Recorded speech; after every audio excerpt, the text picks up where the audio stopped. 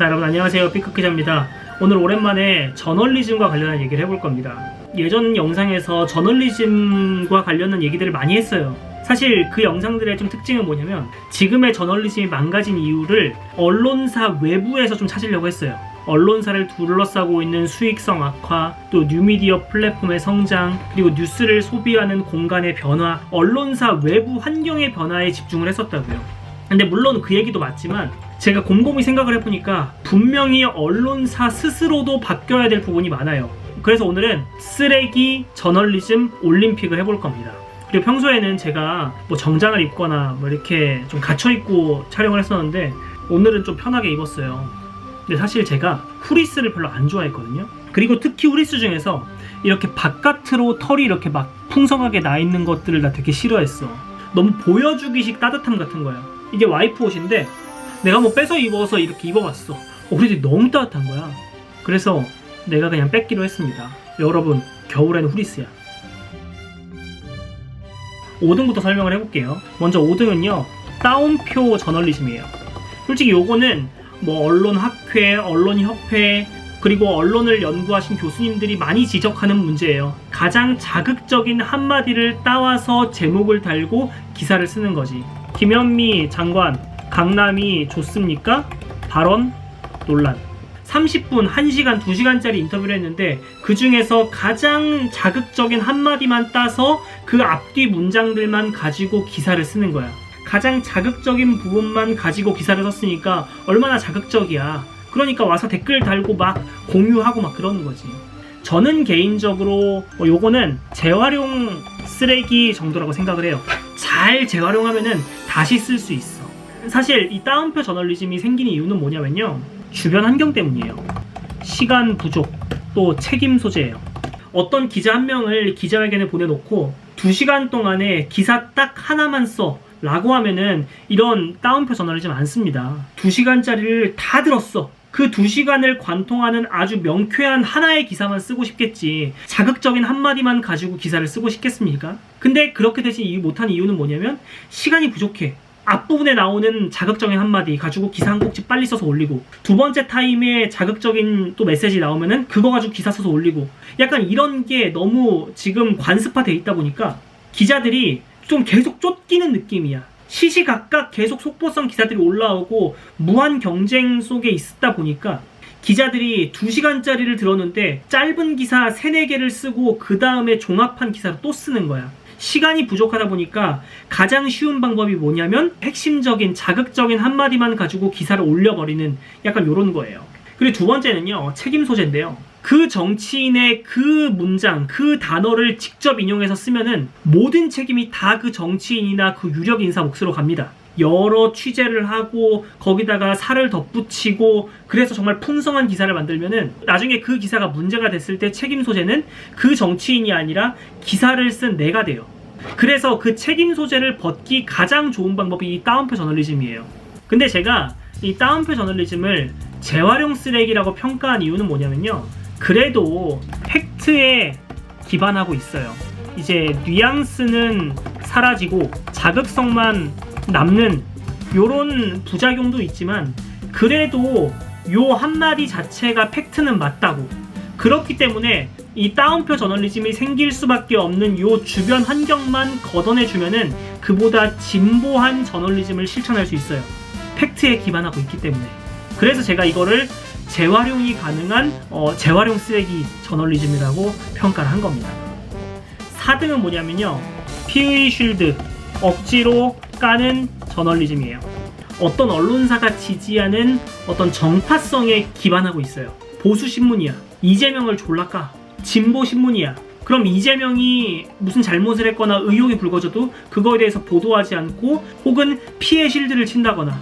좀 쓰레기 중에서 어떻게 표현할 수 있냐면 음식물 쓰레기라고 생각합니다. 이 따옴표 저널리즘 같은 경우는 주변 환경 때문에 생긴 거잖아. 피해 쉴드를 치거나 상대 진영을 억지로 까는 저널리즘을 실천하는 이유는 뭐냐면요, 환경보다는 의지, 물론 이제 매체의 정파성 때문이겠죠. 그러다 보니까 편들기 저널리즘, 또 독자의 정치 편향성이 강화돼요.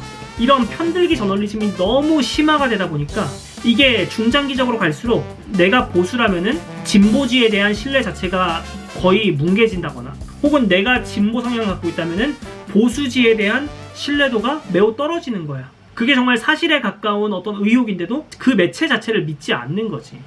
그리고 제가 이걸 4등에 둔 이유는 뭐냐면요, 편들기를 하고 독자의 정치 편향성을 강화하지만 그래도 팩트에는 기반하고 있어요. 완전히 없는 사실을 가지고 편드는 게 아니라 어떤 사실을 가지고 우리 쪽에 유리하게 상대편에 불리하게 기사를 쓰는 거지. 매달건인데요, 해외 사례, 강가에서 토막으로 발견됐다, 혹은 음식물에 기생충이 수백 마리가 가득했다, 이런 자극적인 사례들이 기사에 떠가지고 그걸 딱 눌러봤는데 해외 사례야, 중국 사례야, 인도 사례야, 약간 이런 것들이 많아요. 포털에서 조회수 많이 빨고 싶어가지고 이런 해외 자극적인 사례들을 갖고 와서 기사화하는 겁니다. 요것도 앞에 거와 마찬가지로 환경보다는 의지에 달려있어요.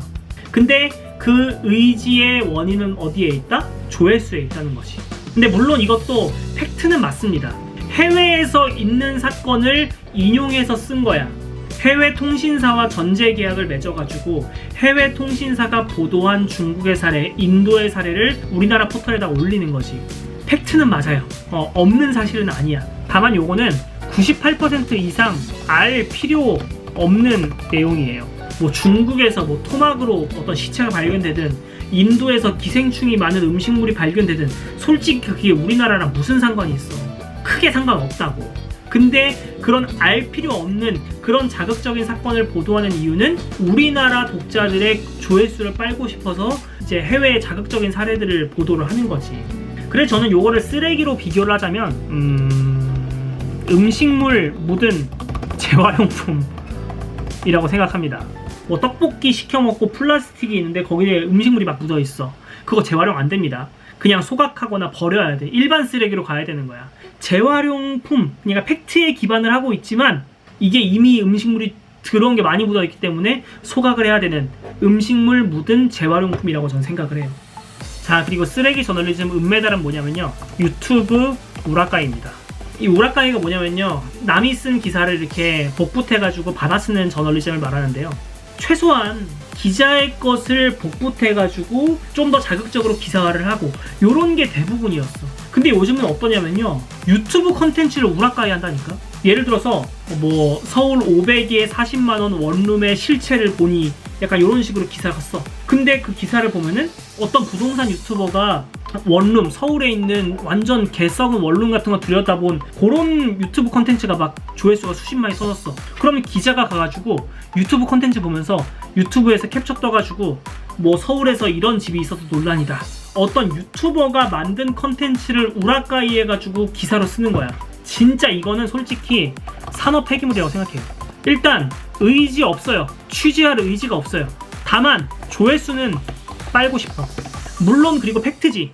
팩트는 맞지만 유튜버가 확인한 팩트예요. 기자들이 확인한 팩트를 복붙해서 쓰는 수준이 아니라 유튜버가 가서 확인해온 팩트를 기자라는 사람들이 복붙해가지고 쓰고 있는 거야. 솔직히 산업 폐기물이지. 유튜버가 아니라 기자들 직접 나가서 확인해도 되는 거를 유튜버들이 기깔나게 재밌게 만들어 놓은 콘텐츠를 복붙해가지고 기사로 쓰고 있다는 거야. 의도도 불순하고 의지도 없고 취재할 생각도 없는 언론으로서의 자긍심도 결여돼 있어요. 대망의 1위는 뭐냐면요, 커뮤니티발 기사예요. 솔직히 난 요거는 핵 폐기물이라고 봅니다. 거의 돈 주고 저 바다 지하 깊숙한 곳에다가 묻어버려야 될 저널리즘이라고 생각해요. 사람들 많이 모이는 커뮤니티 있잖아. 네이트판, DC인사이드, 또 엠팍, 이런 다양한 이제 커뮤니티, 랭킹에 올라가 있는 커뮤니티에서 주장하는 어떤 글을 그대로 갖고 와서 기사로 쓰는 거야. 이 유튜브 우라카이보다 커뮤니티발 기사를 더 쓰레기 같은 저널리즘으로 보는 이유는 뭐냐면요, 그래도 유튜브 우라카이는 그 유튜버가 확인한 팩트잖아. 이 커뮤니티발 기사는요, 누군가가 주장하는 팩트예요. 사실 기사의 가장 중요한 게 뭐예요? 이 사건이 사실인가 아닌가잖아. 그래도 2, 3, 4, 5번은요, 기자들이 다녀왔든 유튜버가 다녀왔든 그래도 팩트라고. 근데 이 핵폐기물인 커뮤니티발 기사는요, 그게 사실인지 아닌지 확인되지가 않았어. 만약 그리고 그게 사실이라고 한들 되게 편향적으로 그 글을 썼을 거란 말이야. 나만의 주장이 되게 편향적으로 담긴 팩트라고. 그게 사실이라고 하더라도 제대로 확인을 하지 않고 기사를 쓰잖아? N차 피해가 발생할 수 있어요. 며칠 전에 되게 화제가 된 그 커뮤니티발 기사 있잖아. 술을 되게 음식점에서 많이 먹고 어떤 종업원들이랑 그 음식점 사장이랑 이런 사람들한테서 성추행을 당했다. 그래서 기사들이 기사를 엄청 많이 썼어. 근데 며칠 뒤에 음식점 주인이 반박이라고 하면서 그게 아니라 내 주장은 이렇다라고 반박글을 막 올린다고 한단 말이야. 근데 그 사이에 그 기사들이 정말 많이 나가면서 이게 사실인지 사실이 아닌지도 확인이 되지 않은 상태에서 그 업주는 되게 막대한 손해를 입을 수도 있다고. 그 커뮤니티에 글을 쓴 그 사람의 주장이 100% 사실이 아니고 그 반박하는 글이 어느 정도 맞아. 근데 이미 그 며칠 사이에 매출이 반토막이 나고 사람들이 욕하는 사람들이 떼거지로 몰려오면서 그 업장이 문을 닫아. 언론이 책임져 줄 거야? 책임져 주지 못한단 말이야. N차 피해가 발생할 가능성이 있다는 거지. 이거는요, 커뮤니티발 기사는 기사로서의 모든 것이 결여돼 있어요. 취재를 하고 싶은 의지도 없어. 조회수는 빨고 싶어. 자극적으로 쓰고 싶어. 만약 N차 피해가 발생한다고 하더라도 보상해주지 않아. 이게 뭐냐고. 이렇게 쓰레기 저널리즘 1등부터 5등까지 해봤지만 저도 이런 쓰레기 저널리즘에 일조하는 사람이에요. 어떻게 하면 조회수가 많이 나올까? 어떻게 제목을 달면은 조금이라도 댓글이 많이 달릴까? 이렇게 다운표 저널리즘도 저 정말 많이 썼어요.